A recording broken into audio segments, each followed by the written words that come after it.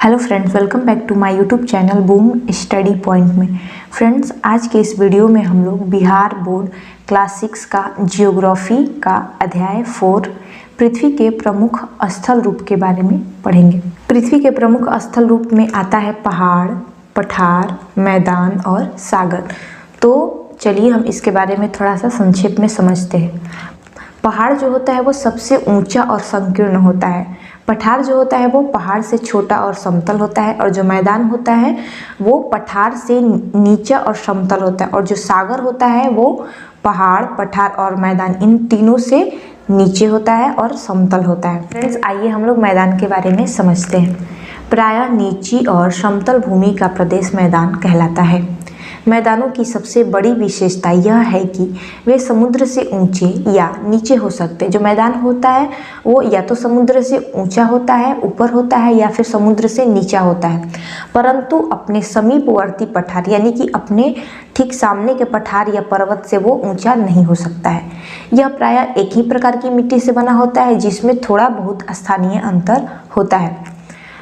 मैदान मुख्यतः 3 प्रकार के होते हैं। पहला, अपर्दन मूलक मैदान। वे मैदान जिनकी रचना में अपर्दन की क्रिया का प्रमुख हाथ रहता है अपर्दन मूलक मैदान कहलाते हैं।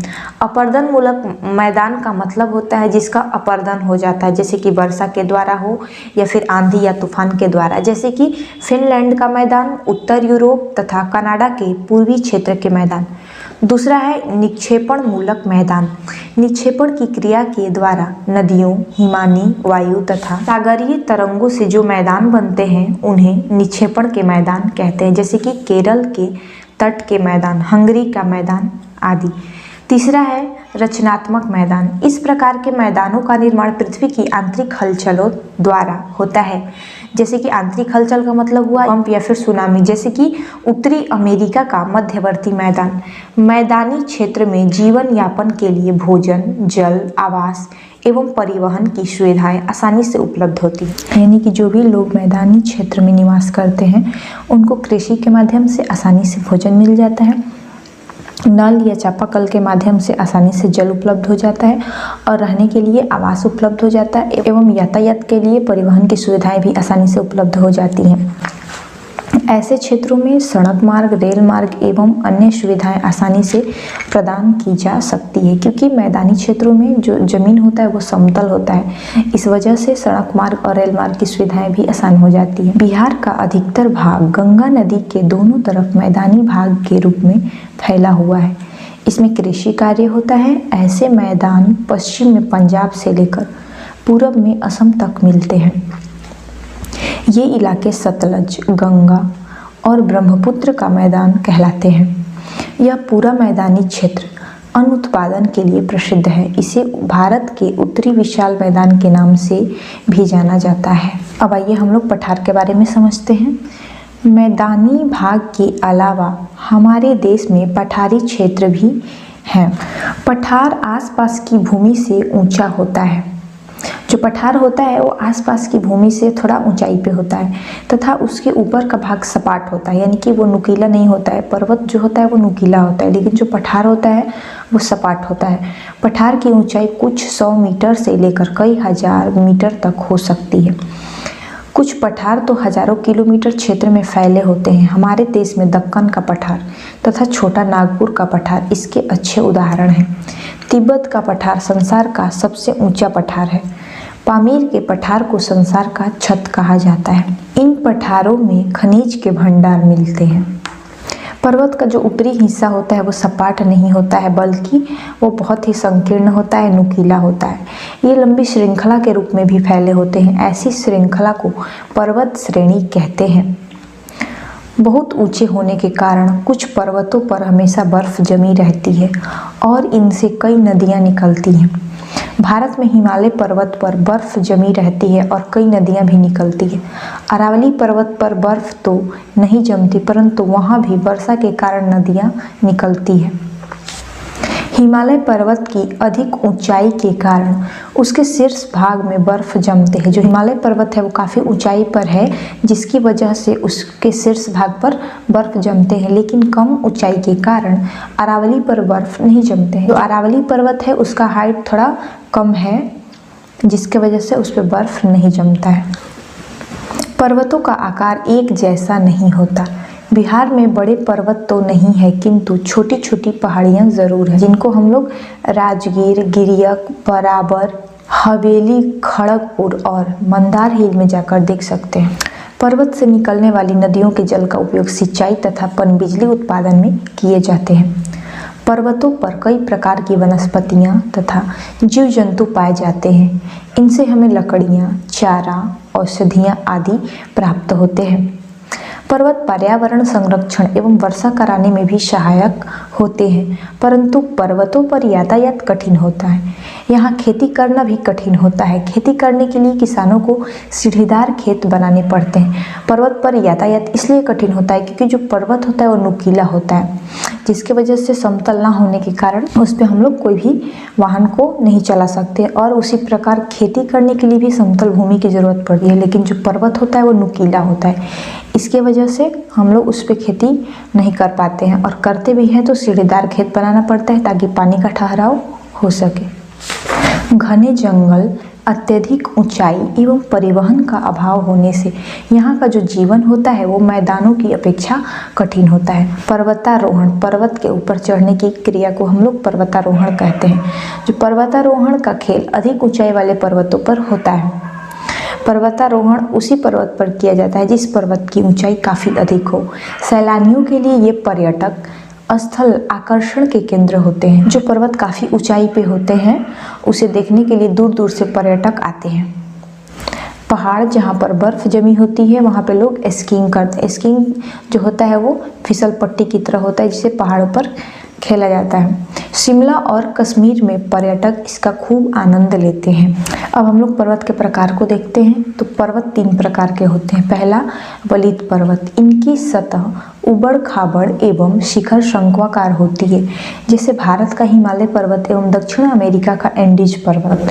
दूसरा है भ्रमशोत्स पर्वत, पृथ्वी के आंतरिक हलचलों के कारण पृथ्वी पर दरारें पड़ जाती है।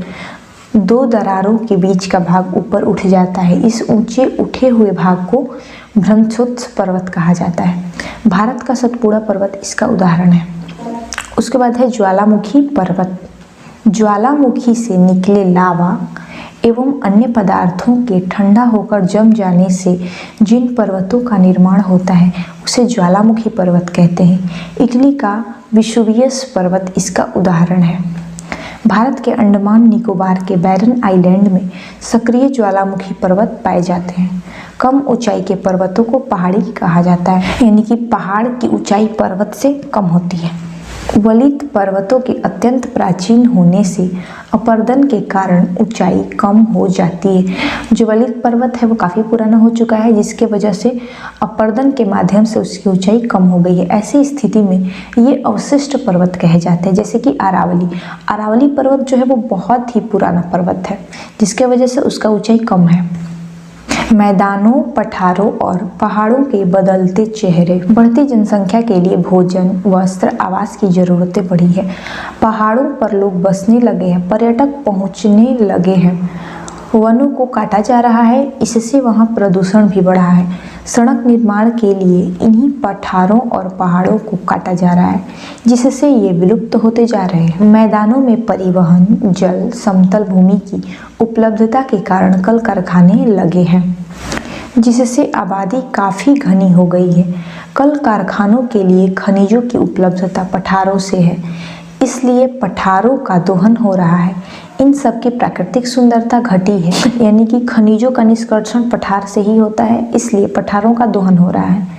इन सब की प्राकृतिक सुंदरता घटी है, पठारों तक प्रदूषण बढ़ा है और वन क्षेत्र घटे हैं। मैदानी भागों में सहज उपलब्ध भूजल का जबरदस्त उपभोग कृषि कार्यों में, कल कारखानों में एवं आवासीय कार्यों में हुआ है, इसलिए इनका भी दोहन हो रहा है।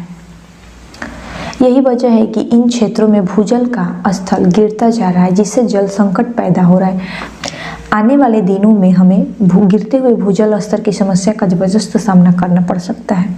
तो फ्रेंड्स, हम लोगों ने अध्याय 4 को पढ़ लिया है।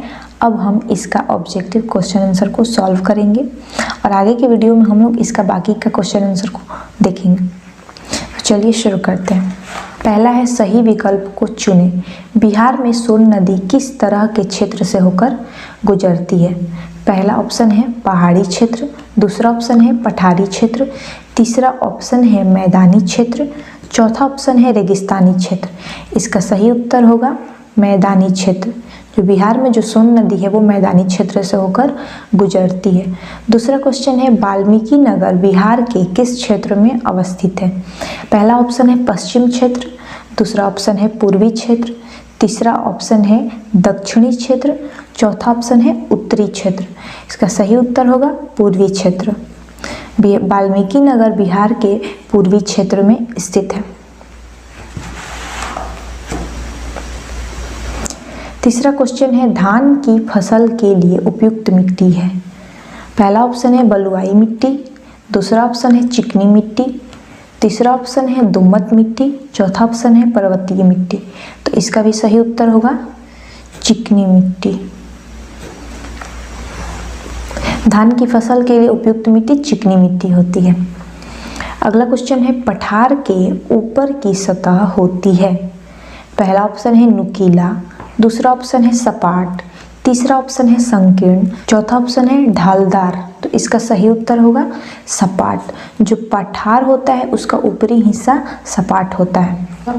पांचवा क्वेश्चन है पर्वतों के कितने प्रकार होते हैं?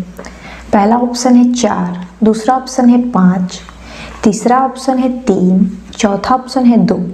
तो इसका सही उत्तर होगा 3। तो फ्रेंड्स आज का वीडियो हम लोग यहीं तक रखते हैं। अगले वीडियो में हम लोग इसका बाकी का क्वेश्चन आंसर सॉल्व करेंगे। वीडियो अगर अच्छा लगा हो तो लाइक कर दीजिए, चैनल पर नए हैं तो चैनल को सब्सक्राइब कर दीजिए ताकि आने वाली वीडियो का नोटिफिकेशन सबसे पहले आपको मिले।